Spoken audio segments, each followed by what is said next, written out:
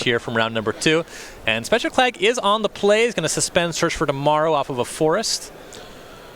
I've never seen anyone just dunked on so hard as Steven Dykman last week when he was playing against these Primeval Titan decks. It was bad, and I'm assuming that it's going to be just as bad in this match. Clagg going to keep turning up the heat. There was a Far Seek off of a Stomping Ground for a Sheltered Thicket. Dykman has Blast Zone into Wastes.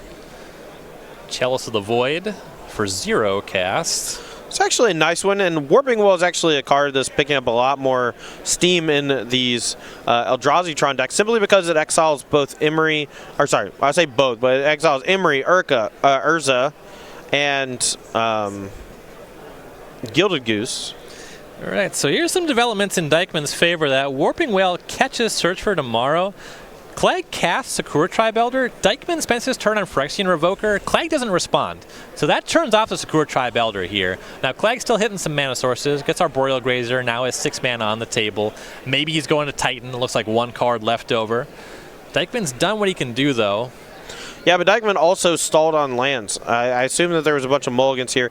Dykman, a very good player, and pretty low on overall cards in hand right now. Now, the reason he did go Chalice of the Void on 0 is because all these Titan decks play 4 copies of Summoner's Pact as effectively extra copies of Primeval Titan. So while Chalice of the Void doesn't do that much in the matchup, shutting down that card is pretty strong. Well, there's a 7th land and Escape Shift. Wow. This is not quite lethal, right? Dykman, I believe, should still be at 20. Or maybe I'm mistaken on that. Maybe that's the Sakura Tribe Elder actually comes Times, across. Yeah. So it still does its job despite the Phyrexian Revoker. It normally deals 3 damage. There it did 2, and boy, that was enough. Oh, yeah. Eldrazi-tron, a powerful strategy full of very good cards that do stuff. And actually, that Phyrexian Revoker has taken the Matter Reshaper slot. I don't get it. A lateral shift. Okay. All right. I've played against this on Magic Online. I was wondering if you had insights on why they're reaching for Revoker. I suppose it has some game against Urza. Oko, yeah. It just shuts down Oko, and Matter Reshaper is really bad against Oko. It's one of those cards that just has a body that triggers when it dies, and Oko is very good against cards that trigger when they die because he turns them into Elks. I'm kind of curious why now. It's not like that's the first or 20th thing Matter Reshaper's bad against, but Revoker's actively good, I think. I mean, if you start to take away Eldrazi cards out of the deck, Eldrazi Temple starts to lose a lot of functionality. Like, I actually quite like Matter Reshaper because it gives you something to do on turn 2 when you have a 2-mana land. You know, you're not playing the Mimic, like the old school colorless versions, you know, that had Eye of Ugin. I'm partial to the one from Eldritch Moon. What was that? The 3-mana 3/3 that, like, when you target it? Oh, yeah. Man, Travis Gibson.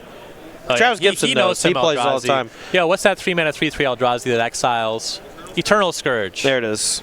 I like that one. Yep. That's a good boy. All right, Dykman on the play. Urza's Tower Expedition map. Clagg will once again suspend Search for Tomorrow. Ooh, yep. And we're actually looking at some Tron for Dykman. There's a second Tron piece with the uncracked map. That's hot.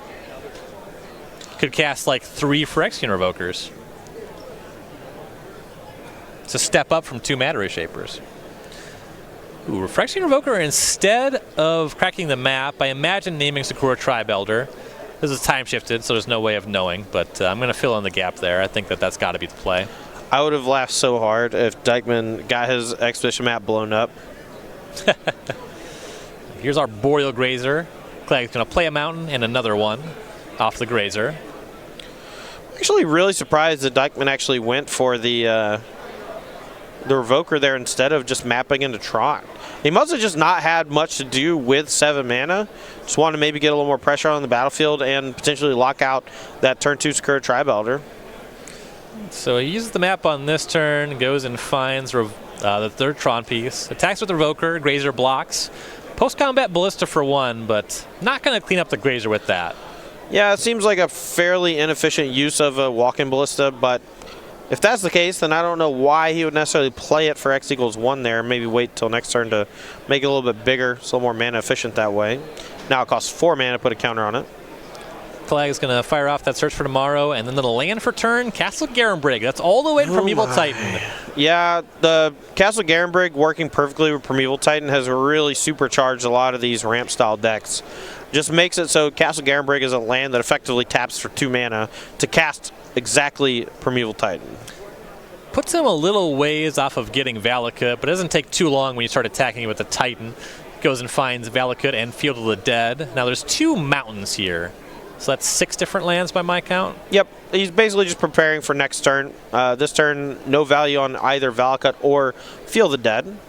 But next turn, if he untaps, good chance that milling damage is thrown at Steven, as well as making a ton of zombies. I don't think that Steven has a way out here. We'll have to wait and see, though. Attack with Matter Shaper. Grazer will block. I wonder if this was an attempt at a dismember on the Titan. Here's a Walking Ballista. I believe that's a 2nd tower, so that's a 5/5. So that's all going to trade for the Titan. But got it off the table anyway. Yeah, but Spenser's still at 19. And this Eldrazi Tron deck does not attack in the same way as like a normal Tron strategy. And a 2nd Primeval Titan here from Spenser. And you have to imagine this colorless Eldrazi deck with no pressure on the table is going to have a little bit of a tough time dealing with this body. Yeah, not easy to Ghost Quarter your way out of this one. Yeah. Finds an extra mountain here to help further the Valakut, as well as the 2nd Field of Death. Going to generate a boatload of zombies, and now every land that Spenser plays pushes them further towards Valakut and makes 2 zombies. Oh, so there's 4 zombies, and that was the 3rd mountain. Land for turn, Stomping Ground. There's 2 more zombies, and that's 4 mountains. So now if Primeval Titan attacks, the Valakut starts to go off. Yeah, and Dykman is playing fair. You know, there's 2 copies of All Is Dust is really his only out here. Outside of that, there's no Ugin the Spirit Dragon or things like that you would normally see from Tron strategies, those big colorless sweepers, just the 2 copies of All Is Dust. Blast Zone's not enough. These zombies are going to be problematic no matter what happens. And All Is Dust just kind of gets you to the point where Clagg's entire deck is still very alive. Yeah, every card is 2 zombies or more. So here's an Eldrazi Temple for Dykman.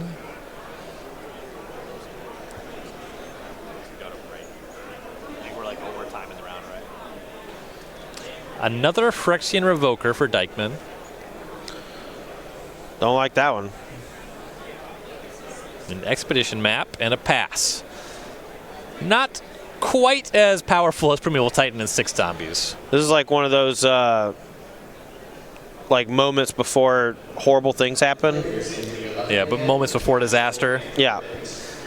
Stomping Ground tap, 2 more zombies. That's mountain number 5. 6 zombies and Primeval Titan attacks. Primeval Titan going to go find some combination of Valakuts and mountains. Looks like it's 2 mountains. That's 6 damage and 4 zombies. Revoker is out of the way. This attack is for 18. Yep. Has played a land for turn, but any ramp spell will get the job done. Spenser actually played a land pre-combat that I think was relatively inconsequential. So I doubt that it'll come back to bite him. But Tireless Tracker post-combat. So slightly awkward sequencing like you're saying, but Dykman's at 2 with about nothing going on. Yeah, this is pretty much all she wrote.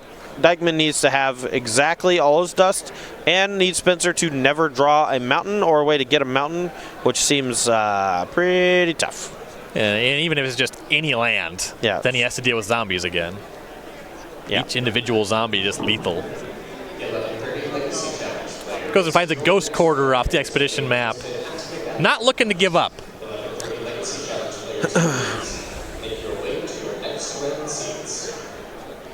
There is a bit of beauty in not giving up here, but it is in vain. Mind Stone, crack it, draw a card. Could be anything, man. There it is. There's a concession. Spenser Clagg